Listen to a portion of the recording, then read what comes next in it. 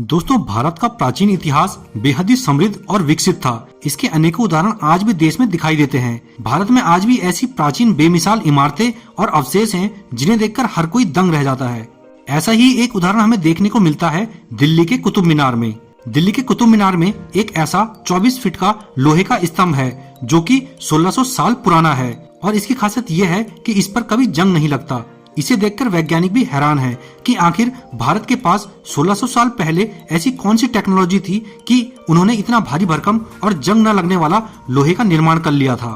नमस्कार दोस्तों, मेरा नाम है चंदन नेगी और आज मैं आपको कुतुब मीनार के कुछ ऐसे रहस्यों के बारे में बताऊंगा जिन्हें जानकर आपको हैरानी भी होगी और गर्व भी होगा।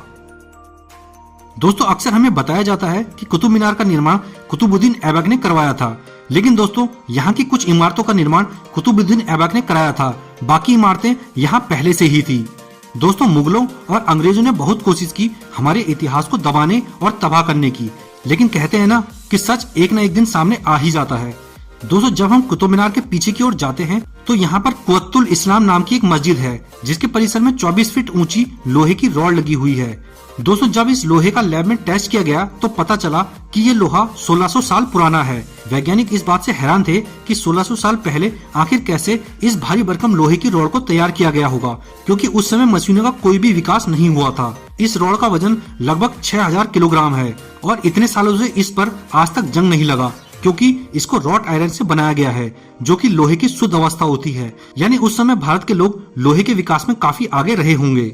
अब दोस्तों, अगर आप इस पर लिखी लिपि को देखेंगे तो इस पर संस्कृत और गुप्तकालीन ब्राह्मी लिपि में कुछ लिखा हुआ है।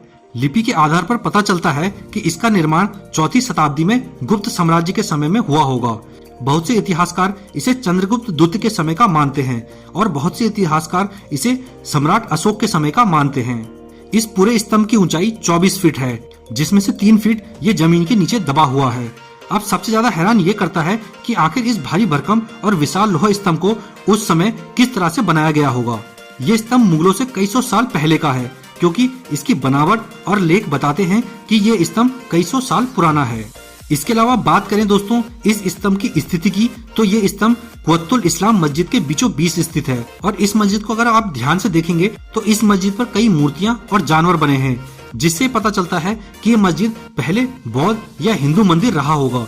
बाद में मुगल शासन के समय यहाँ मूर्तियों को तोड़ा गया, जिसके निशान आज भी आप दीवारों में देख सकते हैं। आप देखेंगे तो यहाँ की ज्यादातर मूर्तियां तोड़ी गई हैं, किसी के फेस तोड़े गए हैं, किसी को मूर्ति पूरी तोड़ दी गई है। तो इस तरीके की यहाँ की लोकेशन है।